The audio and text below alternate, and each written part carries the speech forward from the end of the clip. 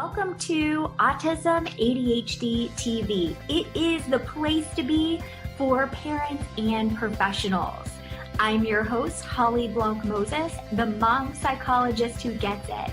We dive into all kinds of important information like behavior, social skills, and learning. All right, let's get started. Welcome, Yasmine, to the Autism ADHD podcast. Thank you so much for having me. I am thrilled that you're here. I'm going to introduce you. So Yasmine White is CEO and founder of Voices Together, a rapidly expanding music therapy organization reaching individuals and students across North Carolina. She developed the Voices Vocal Interactive Communication and Social Strategies model as a non-directive intervention that is research-based for people on the autism spectrum and who are otherwise neurodivergent. Yasmine is the author of a published book by Future Horizons Publishing titled Autism and the Power of Music, written to help parents of children with autism connect more fully with their children and help them advocate for themselves. Oh, so good. All right. I know a lot of people are going to be so excited about this episode. So tell us, how did you get started? Well, I'm a music therapist by profession. I was a songwriter before I was a music therapist. I love that. Music has always been really important to me. When I was a teenager, I was singing with my grandmother, and she would access all of these old memories from these songs. And that connected with me. I remembered how amazing that was. And when I was early on, when I was a music therapist, I came into a group and worked, and this woman who had a stroke and was non-speaking stood up and sang a song all the way through. So there has been this connection and this powerful connection between how the brain accesses communication, how we socialize, how we access emotion through music and with music. So I went from being a songwriter, living in New York, to getting my music therapy degree. And then I was focusing on the area of autism, but I also worked with a lot of folks through all this time. So I have about 30 years experience in this field.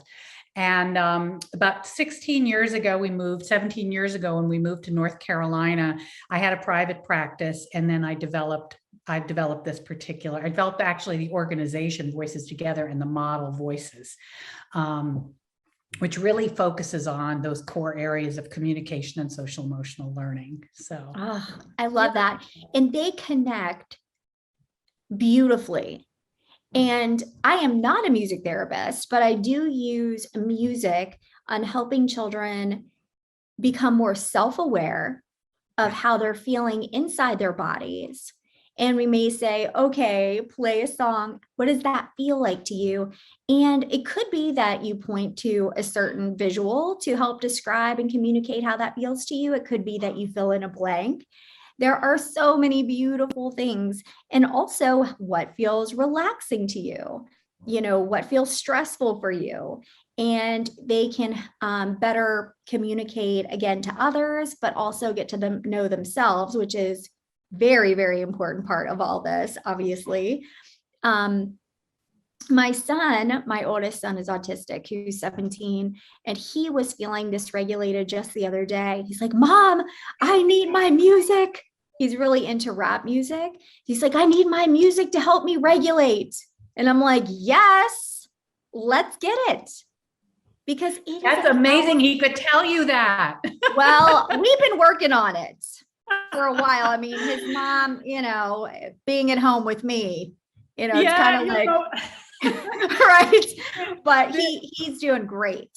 Well, and Holly, the connection with, first of all, I talk about this often. Music is a separate place. It's a place. We go into another place when there's music, and it scientifically helps us. And it is proven, when we hear something we enjoy, our bodies literally release neurotransmitters, neurotransmitters. and it increases our endorphins. There is also studies that show the left brain and right brain, that the left brain, we typically access language, but in someone that's on the spectrum, they may access it on the right side of the brain. Well, music, we access from the right side of the brain. So there's just a natural interaction. So you have these open pathways to access language and emotion and socialization. Because if you think about it, when you sing in a chorus of any sort, you feel connected. Just instantly, you feel connected. So we're really lucky because we don't need M&Ms or, it's like music is the motivator, and we use music because we're music therapists. And because this model, I'm going a little off of what you said because, emotion is one part of it, and it absolutely can help with dysregulation. It's all how you steer it.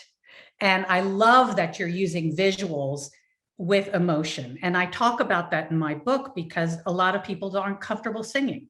So I give them ideas on how to use, music in other ways. And by the way, it's for all ages.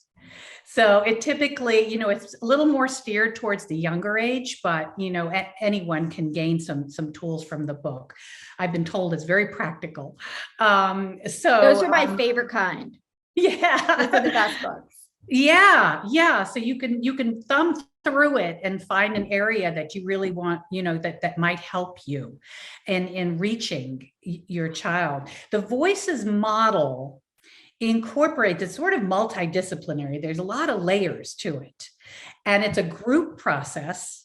And the cool thing is we are working on those core goals of communication and social emotional learning. We're working on it in an interactive setting, and it's research based. And it's a non-directive framework that you said, but it also has curricula. So, we're the first thing that happens in a group is the music therapist says, find and somebody inevitably, and we're always dropping lyrics so that's left brain, right brain thing, and they're filling it in. Find and somebody in the group will say beat, and the beat kicks in. And we have a greeting song of some sort. Now, if they're teens, we're going to call it a check-in, and it's going to be real contemporary. And if it's for younger ones, it's a hello song. And what we're doing is practicing that interaction throughout the whole session. And we have topics. And so we'll brainstorm verbally before we get into even the music itself. In between, we'll talk. We'll support the individual. The main thing that I would like to communicate to parents and to teachers and whoever is listening is that our main goal is that we are giving tools to any individual we work with to direct their own life, which means build self-awareness, which means at the end goal, the main goal is self-advocacy. Give them the tools to manage themselves, to manage their own emotions, and to talk about what they're good at, what's challenging, to help in a job situation where they can say, I need to take a break, to help in their life where they may be interested, or for an instance like what you just said. You just said your son said, hey, this helps me in my dysregulation. I mean, wow, that is huge. That is huge, taking back that control in their life. And that's a theme throughout my book. It's a theme throughout our program. We were lucky enough, actually, through the years, I started this in my house, in my basement, with my music therapy studio with 8 teens and adults. And we are across North Carolina now in close to 18 counties, 17, 18 counties. That is so exciting. Yes, it's wonderful. And we're vendors for the state for Health and Human Services. We also are developing further our our early childhood area. We work with classrooms that, with kids that are struggling with different mental health issues. So it's really pretty broad, what we do. The majority right now is through this pre-employment area, helping individuals gain those self-awareness, self-regulation type of skills before they graduate high school. But we're in elementary, we're in middle school, and we have community groups. So I just jumped in and told you all that for it, but you probably even asked. Love it. I love it because I was thinking my brain was very busy while you were talking. How lovely is that to be able to be with other kids or young adults or adults, people your age, so sitting around with them, knowing what to do next. I know a lot of times with my patients, when they come and see me, there's so much anxiety, but it's hard to communicate that anxiety. I mean, it's uncomfortable. It's, how do I form the words to describe it to another person? How do I tell them what I need? How do I figure out what I need? I mean, there's a lot of things to consider. And so when you were giving that example at first about doing the song and then filling it in, you're already setting the stage for that communication, which is so lovely. And then also surrounding that person with other people who are working on something similar to be able to model for each other, to be able to support each other. That's really exciting. Yeah, it becomes their community, their friends. It's like this microcosm of a social, just a natural social setting. And that was the whole point. And I think that, a huge part of, we have wonderful music therapists, and they're really well trained in counseling, in, how to use music as a therapeutic tool and all kinds of things. Some have undergraduate, some have master's degrees, they're all board certified music therapists. And, you had mentioned, giving each person a chance to speak. A big part of our philosophy is validation, is offering this safe space so that they can, and helping with the words. So, if they're feeling anxious, we're not trying to fix it. We're noticing, we may notice, I wonder, this person is jumping up and down, and we may say, can I help? Can you tell me what you're feeling? And we will go in there and work through and give them choices and help them identify themselves, what they're feeling and what they're experiencing. This takes longer. It does. And it was funny. I was listening to one of your podcasts with somebody wonderful, Dr. Wilson. And then she was talking, basically, it just about how busy a parent can be and a teacher, and you have 10 things going on at once, and all you want to do is get from point A to point B. And it's so difficult in the moment to stop and just not take it personally and not react, because it is hard. It's very stressful. But the kind of work that we do is deep and stays. It sticks. And it helps them take these skills and take it into the world with them and generalize, It is so lovely. Yeah. And that's the thing that's too. really lasting. And what I'm hearing from you is it is so important for us not to tell people. What I find is, and I don't think we mean to do this, but people want to categorize, right? Like they want to naturally say, you were upset, or you are mad, or you are sad. I think it's important for that person to recognize, what is it for them? What does it look like for them, and how are they going to communicate that in a way that works best for them, the words that work best for them. And when you're describing, again, it's not this one right way. It's, what is this human? How does it work for this human being? What is it going to be for them to show up, to notice what's happening in their body, to notice what's happening around them, and feel confident, letting people know what they need. And like you were saying, being a self-advocate, and then helping those around them self-advocate as well. Yeah, for the first song, the first technique song we use when we're doing that check-in or that hello song, we don't model the right way to say hello. Nor do we love that. It's like, give it to, let us know what's up with you, and how do you, and even the lyrics, how do you want to say hello, and a huge part is validating that they have their own process, their own way of processing the world. They are unique themselves, and that we're here to give tools. One of my chapters is called the 50-50 approach. And it's, let's meet, and you tell me what you're experiencing. I'm going to give you some tools. Let's meet there in the middle. I love that so much. Mm-hmm.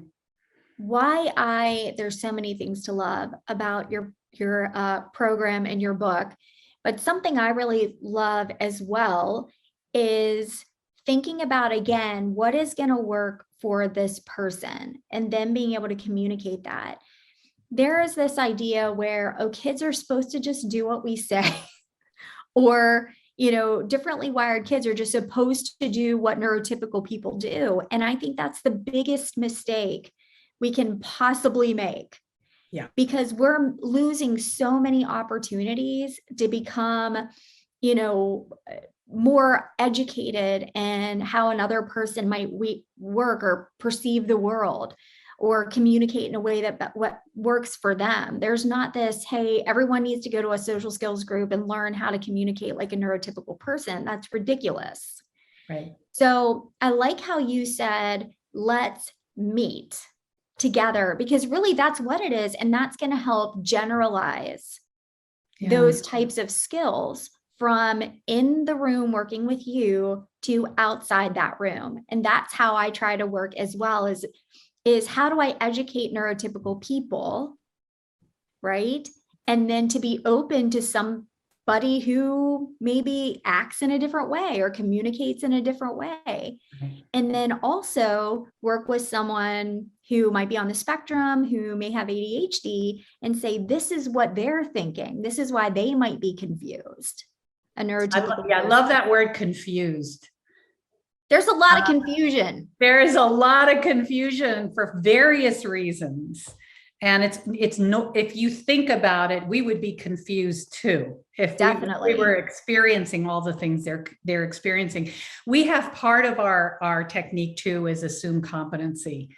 And that is sort of, just assume. And part of the book, in the last chapter, is called The Big Space. Actually, I was going to make the book, I was going to name the book that, but it is about holding that space of potential for your child or your student, not putting editing it, not putting limitations on that, because we don't know.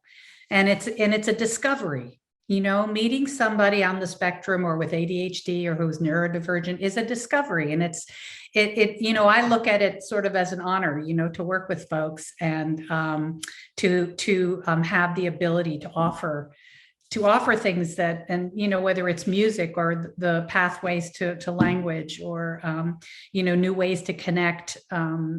It's great. I mean, it's hard work for everybody on both sides, in a sense. It is. But it's also a discovery, if you can step outside your own experience just for a few minutes. And I know we can't. I was in my private practice thinking, I just want to see what it's like on, if we could just switch, I can be in his body or her body just for a second, or I think, if I could just go upside down and look at things just differently, how much not only richer, but how much better for the connection that would be, because we all want to connect, and we know that means all of us. That's true. And I love that you said that. I really feel strongly that my patients are my best teachers every single day. And I learn every single day from them. And so I think that's what I'm hearing from you as well, is that we will do our best work when we're listening. And like you said, looking at it as a discovery. I always use the word curious. That's my big word. It's like, let's look at it with curiosity. Yeah. You're looking at something different than I would. That doesn't make you wrong or I'm not wrong. we're just looking at it in a different way. And so how can we come together? If we might match on some things may not fit together, but we can still care about each other and communicate just the best that we can. Right. So, I love your work. That's so exciting. Okay. So tell me more about your program. In what sense? What part of it? I'm just curious. How do people learn more about how you're working inside of North Carolina? Like, how does that work exactly? Yeah. Well, we have an office in Chapel Hill. We are actually in all of Orange County schools right now, from preschool all the way up to high school. We have a lot of contracts with schools. We have a major contract with DHHS, the Department of Health and Human Services, for the ages of 14 through 21 for that pre-employment transition services. And that's, we do the same program, we just modify it and adapt it for specifically working on skills that will help them, in independence and moving from high school to the world and to a work setting. So that is in a lot of high schools across the state. We also have contracts with various different school districts. We're growing actually in Eastern North Carolina. We have a lot of classrooms in the Triad, specifically in Guilford County. And we, of course, are in the Triangle. Other than that, we do have community groups. So if parents are interested, they should just contact us. It's info@voicestogether.org. We have a website. So to check in with us. And during the summer, we have a lot of, we have certain wait lists for the, groups in the summer, anywhere from little tiny ones to adult groups. I encourage people to contact us. That is so exciting. Now, I know I don't want to spread you too thin, but I want you all over the place. Yeah, me too. You, right? Like all over the place, not just North Carolina. Let's get you out and about, because what a beautiful support and what a beautiful service, and how we can bring kids together, young adults together, to support them in the life that they want. Yeah. And we have such great relationships with teachers. And such support from teachers and administrators all across North Carolina. It's really lovely. And I would love to see this in every classroom. It's just a different modality to bring in, to support similar goals. Oh, so good. All right, perfect. Thank you so much for coming on and speaking with me today. And I will make sure that all of your information is in the show notes. That way everyone knows exactly how to find you and learn more about your services. Thank you so much, Holly. This was fun. It was great seeing you today. Take care. Thank you for joining me today. Don't forget to click that subscribe button so you don't miss any future episodes. If you like this episode, please share it with someone. It may just be what they need to watch today. If you're a parent, I'd love if you came on over and joined our Facebook group, Autism ADHD Group for Parents. If you're a therapist or educator, come on over to our group, Autism ADHD Group for Therapists and Educators. You're going to find those links right down there in the notes. Thanks so much, and I can't wait to see you in the next episode. All content provided is protected under applicable copyright, patent, trademark, and other proprietary rights. All content is provided for informational and educational purposes only. No content is intended to be a substitute for professional medical or psychological diagnosis, advice, or treatment. Information provided does not create an agreement for service between Holly Blanc Moses Crossvine Clinical Group, the interviewee, Holly Blanc Moses LLC, and the recipient. Consult your physician regarding the applicability of any opinions or recommendations with respect to your symptoms or medical condition, or the symptoms or medical condition of your family member. Children or adults who show signs of dangerous behavior toward themselves and/or others should be placed immediately under the care of a qualified professional.